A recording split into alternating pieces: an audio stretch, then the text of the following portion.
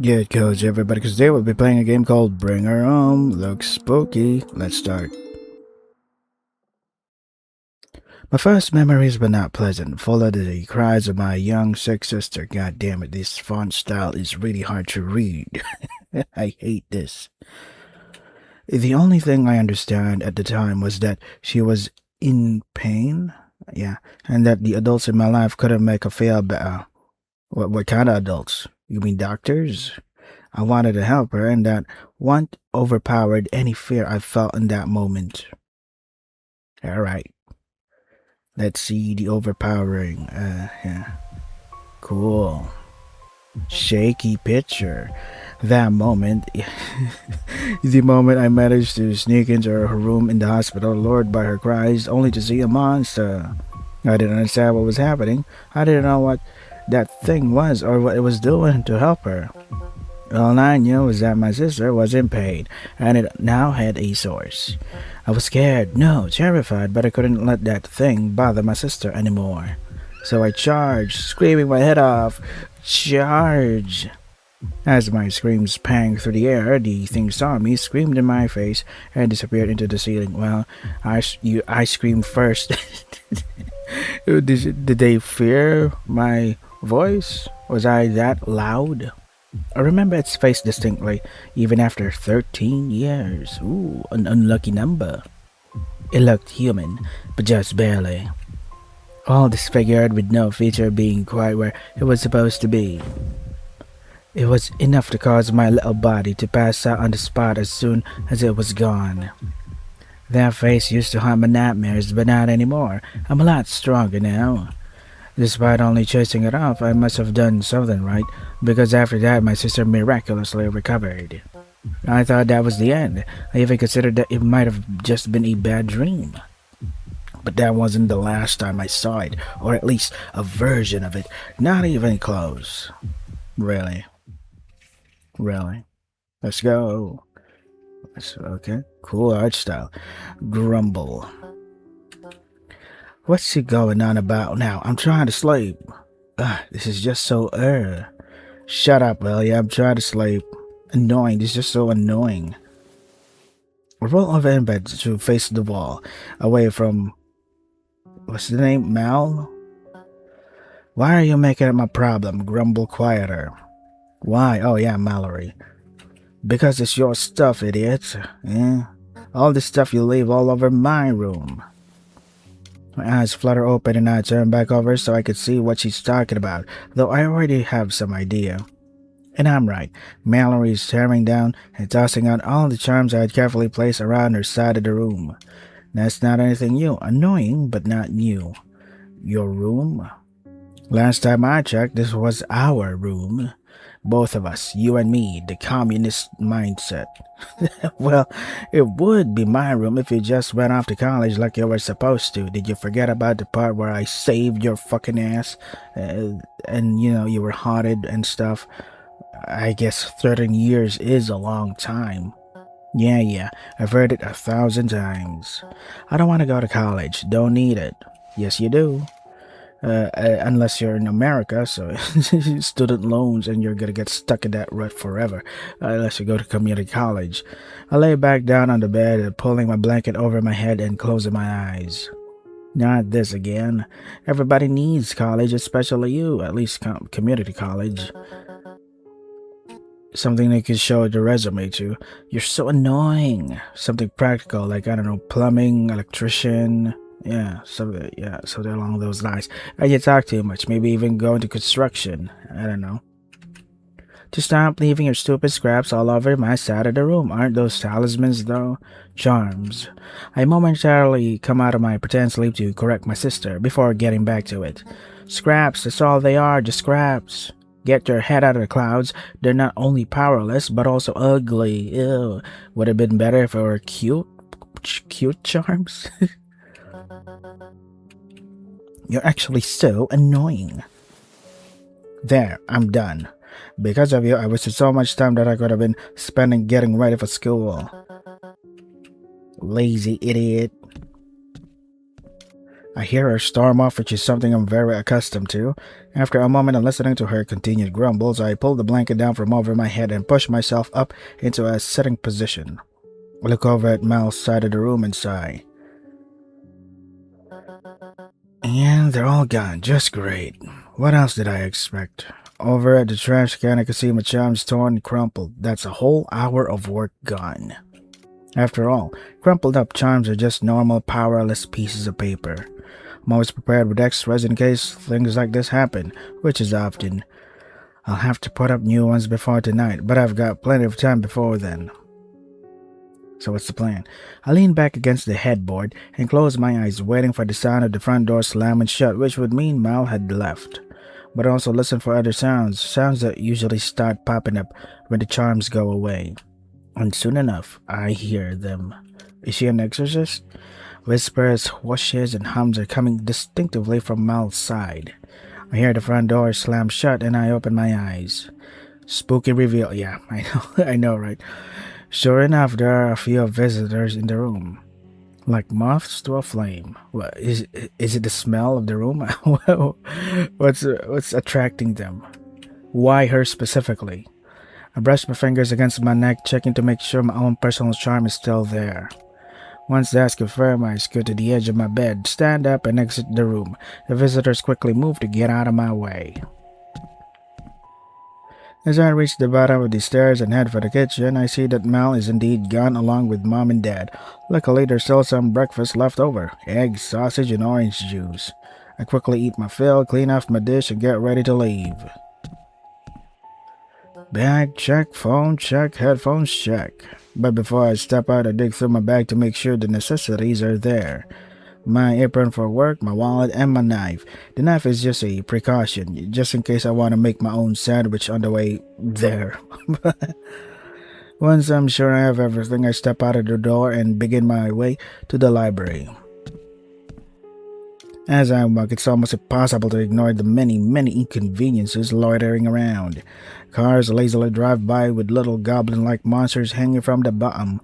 Kids play in the park unaware they are being watched by a 7-foot floating ghost zombie thing with rotting skin. Well, that makes no sense because a lot of the times there have been also video evidences of children somehow feeling the presence of people, of things that shouldn't belong in this world, I mean, okay, now I'm starting to think it's something else again, so I'm trailing off track because when I said that the things that don't belong in this world, somehow they do belong because they're here in the first place, but that doesn't make sense. Why should I say they don't belong when they're always there in the first place? Maybe I should have worded it properly. Yeah, this is how my head works. There's so many things going through my head.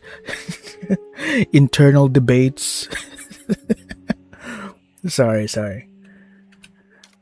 Children have some sort of special, unique sense in sensing these things that are not.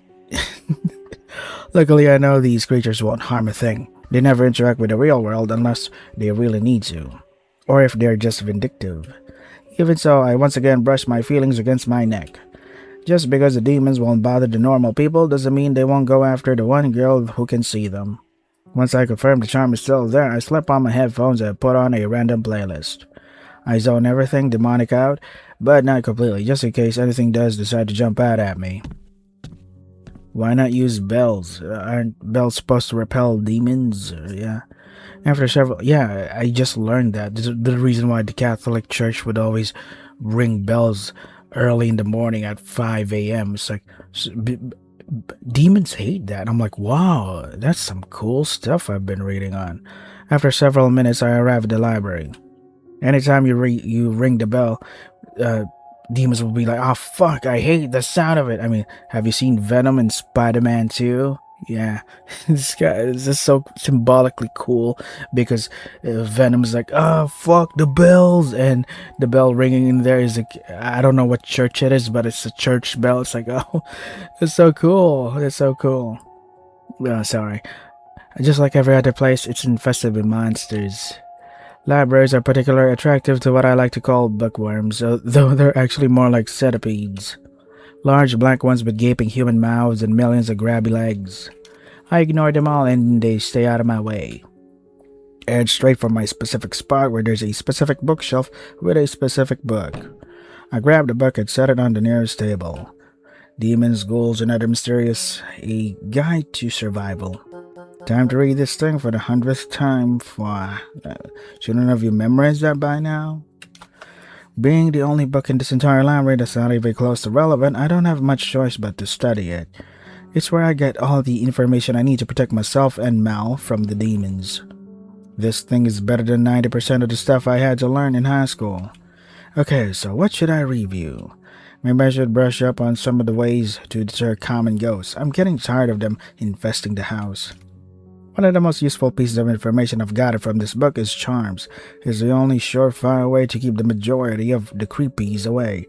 Any other way is extremely monster-specific. Hours pass as I read. I keep my headphones on and blasting music. The bookworms can be extra loud with their constant chattering. I'm completely swallowed up in my reading when my music suddenly pauses as a notification pops up. Forgot to put this thing in Do Not Disturb. I pull my phone out of my bag to fix that, but not before I spot the notification that caused the interruption in the first place. It's a text. A text from the only person in this town willing to give me the time of day. Sosuke? Yo, you coming? Doesn't your shift start in like 5 minutes?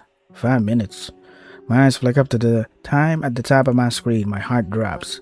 Not again. I quickly shove the book back into the shelf and text Sosuke back as I rush out of the library. Oopsie, I'm such a klutz, I forgot about the time. On my way. I'm about to shove my phone back into my pocket when Sosuke sends another text. Oh, by the way, did you get a present for your sister? Her birthday's soon, right? My legs slow down and I check the date. It's already? Man, I am all over the place lately. A present for Mal. What should I get her?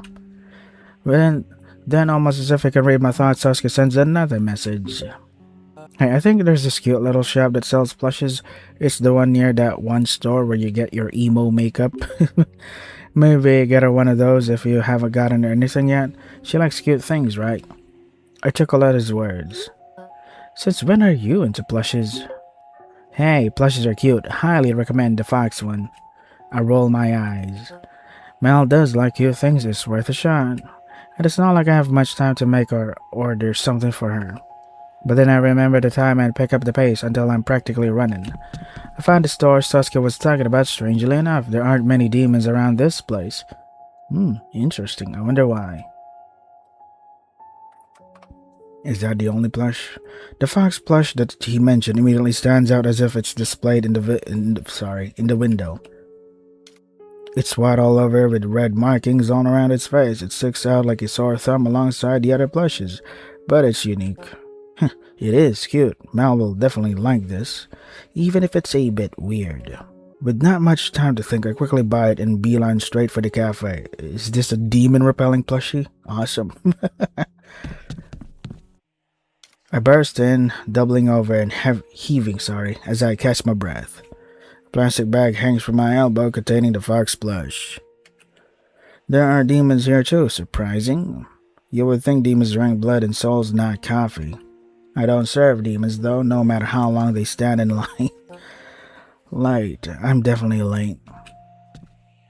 Sasuke appears seemingly out of nowhere and approaches me with that stupid smirk on his face. I glare up at him as he approaches. Don't say it. Late, young lady, you are late. I straighten up and fold my arms, still breathing heavily. I'm literally older than you, but I'm your manager, so I'm going to have to dock your points. Whatever, I'm only late because I got that thing you suggested for Mal. Cut me some slack, I was doing something nice for my sister. That's not how this works, Missy. Doesn't matter if you actually took my advice for once, let me see that. He snatches the fox plush out of the plastic bag before I can stop him and holds it up. Now, isn't this the most adorable thing you've seen? Second to me, of course. He turns it around to face me and holds it up next to his face, wiggling it around. I find a smile that's threatening to surface. Aww. Shut up. I snatch the plush back and put it back in the plastic bag. Then I lift my hand up to give him a playful shove, but he swiftly dodges it. Hey, hey, you know how I feel about touching thing. I roll my eyes and walk past him so I can get behind the counter and put my stuff in the closet. Don't be such a baby.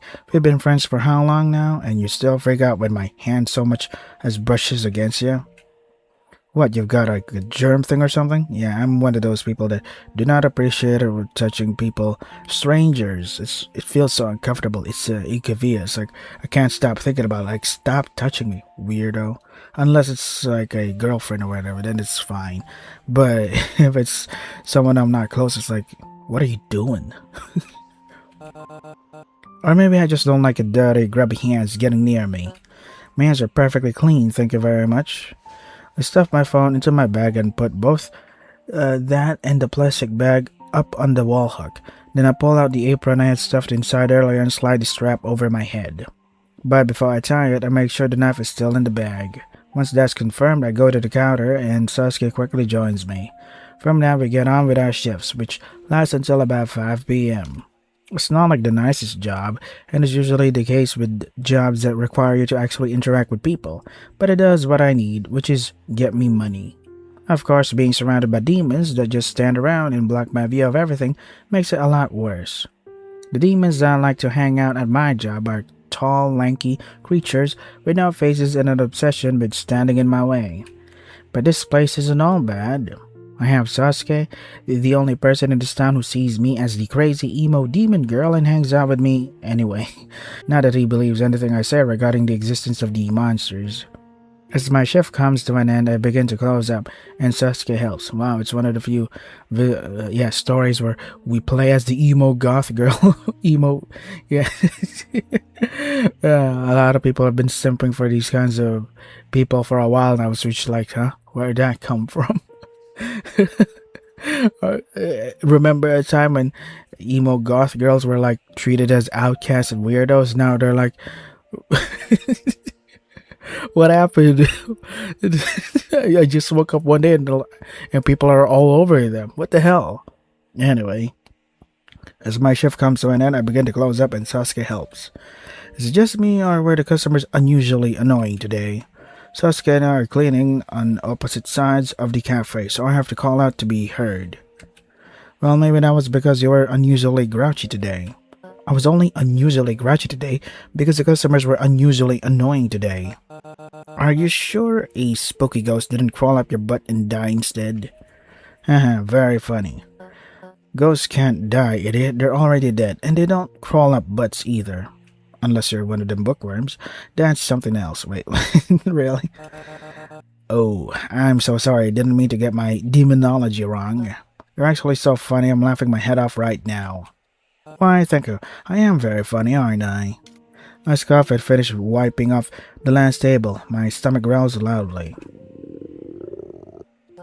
Right, I forgot to have lunch, didn't I? Hungry? Want to grab something to eat? I look over at Sasuke, who was still on the complete other side of the cafe. How did he hear? Must be a coincidence. I call back to him. I probably can't afford it. I gotta get back home anyway, before it gets dark. I glance out at the windows. The sun isn't setting yet, but it will soon. Come on, live a little. I'll pay, don't worry about it. We can just go to that Mexican place next door. I press my lips into a thin line, debating it in my head. Live a little. How can I? It's going to get dark soon. My stomach grumbles loudly again, as if in protest. I glare down at it and don't notice Sasuke coming up to me, tilting his head. Surely you don't have to be back this early. Don't you like free food? Free Mexican food? We're gonna help the competition next door. Nice. I hesitate for a long moment, calculating how long it will take to get dark and how fast I can eat. Free Mexican food does sound good. I could get some nachos or a taco or... My mind quickly drifts off to thoughts of food. My diet recently has been distinctly bland and extremely microwavable. The offer is far too tempting. Alright, fine, but we gotta eat quick. I need to be back home before dark. I can work with that. Let's do it. I can't help but chuckle at Sasuke's enthusiasm. It would be real fun if Sasuke was actually part of the plan for Mal disappearing, because Sasuke is, whatchamacallit, distracting, what's her name? Fuck. Shit. What's her name? God damn it. The main protagonist, I forget her name. I'm really bad at remembering names. Anyway, I quickly ran back to the closet to remove my apron and get my stuff, including the plush, and leave the cafe as Sasuke finishes locking up. Then we walk over to the Mexican restaurant just next door. Luckily, it isn't something too fancy, so our casual clothes are just fine. We just order at a screen and wait for our food to be finished, then we eat. As we eat, Sasuke and I talk and catch up. Sasuke's funnier than I remember. Weren't you working for that guy for a long time now, though? Actually, I don't remember the last time I was able to do this with Sasuke or anyone for that matter. Mom would rather hang out with her friends, and my parents aren't interested in my monster-filled ramblings. Sasuke's the only one that actually pays me any mind, but I always brush him off. I always rush home straightforward after work to check on Mal. He doesn't deserve that. Both the meal and conversation with Sasuke are nice and strangely normal. As normal as conversations can get with monsters always hanging out in the corner of my eye. But they're easy to ignore with Sasuke as a distraction.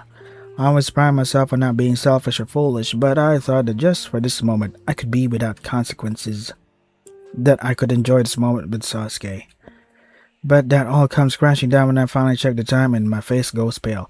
You're really terrible at remembering what time you should be getting home, or you don't look at the clock that often. Well, paler than usual. Huh? What's wrong? No, do you see the time? Oh, Amelia's the name. Sasuke gives me a dumbfounded look before checking his phone. 8 p.m. Oh yeah, we've been here for a while, huh? I whip around to look at the windows. Of course, I just had to forget to pay attention to them. Yeah, it's dark. I need to get home. I stand up so abruptly that my seat makes a horrible screeching. How does that even work? Okay, yeah, sure. Then it makes a horrible screeching sound against the hard floor. Sasuke flinches and covers his ears. I don't have time to apologize. I turn on my heel, and dart out of the restaurant without bothering to grab anything more than my bag and my phone. The fox plush completely forgot it. Wait, what? Really? I ignore any strange looks that other diners give me. I'm used to it by now. Wait, what about a fox plush? Oh well. I need to get home now. It's not often that I run around in the dark. I know it's not safe. The monsters, specifically the really bad ones, are the creepies I'm actually worried about.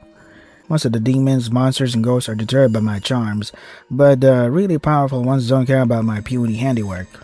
I can see some right now, prowling about. I keep my distance from them, but try not to stray too far from the quickest path to home. But all these obstacles are not making any easier. A trip that should take 10 minutes stretches on to 30, and my stress level only gets worse and worse. Finally, I burst through the door of my house. It's quiet, empty, and dark. Really? Mom and Dad should be back by now. Mal should be back by now. I pull out my knife from my bag and wield it in my hands. I take a step forward, then another until I reach the light switch and flick it on. Nothing happens. I shift the knife to one hand and use the other to take out my phone and turn on the flashlight. I flick the light all around the living room, searching for any shadows or figures. Nothing. I creep forward until I reach the stairs and shine my light up them. Still nothing. I take the stairs one by one, pausing every steps to wait and listen. I don't dare to call out yet. Right. Come on, Mal, where are you? A few more steps, then a few more. My heart slams against my chest harder and harder as I get closer to our shared room. I turn the handle and open it. And as soon as I slowly push the door open, I see it, the thing I dread most. Mal, I drop my phone so that I can grip my knife with both hands. Yep, it's the same. No, it's not the same monster. It's a different one this time. In front of me is a sight I know all too well. Almost the exact same sight I saw 13 years... What? Is that 1.3? No, it's 13 years ago when Mal was sick. And similar to all the other times, I caught that abomination at her bedside, about to do whatever torture it does. Its form is always different, but I never fail to recognize it. I can feel it. Usually, any close calls I have happened to be right before that thing does anything to my sister. But Mal's pale as a ghost, her face scrunched up in the same way that it was 13 years ago. Step away from my sister. The thing turns around and my breath hitches, but that's as far as I'll let my fears show. Are you gonna scream at it again? Are you the black canary? Sorry, its appearance is strongly feminine, but I know it's no woman. Its mouth winds up in a twisted smile and its eyes are void of any life or feeling. Coarse, stringy hair hangs from every other hair follicle, but what is most creepy is its long, spindly limbs and winding neck. Sup, man? When it turns to me, it stretches its neck out until its face is right in front of mine. Its head is almost twice as big as my head. You know, it would be cool when I'm reading a dialogue. You see this text, this dialogue box. It gets ripped away forcefully by ghost hands of the thing. That'd be really cool. That'd be like, whoa, it's kind of meta in a way. Like, it broke what I'm used to, you know, because I'm reading the visual novel, and it's like, nah, don't read, look at me. Like, that would be fucking awesome, man. Where was I? When it turns to me, it stretches its neck out until its face is right in front of me. Its head is at most twice as big as my head. There's a faint, sorry fellas, I have to end it here because I have to prepare for work now. So this is Bring Her Home. If you want to try that visual novel yourself, the links are in the description. That is all for today. Stay safe and take care of yourselves. So far, so good. Great, interesting beginning. And we're here now, facing the thing that gave us problems 13 years ago. It makes sense that the sister is like, I don't like what you're doing because, you know, you've been safe and living a normal life for 13 years, and that's why she's like, well, you know, maybe that thing wasn't that bad, or it wasn't that urgent as it was 13 years ago, but now, hey, look, this is what you get for being content and lowering your guard down and ignoring the warnings of your sister who actually saved you. Pretty cool, and the art style is pretty great as well.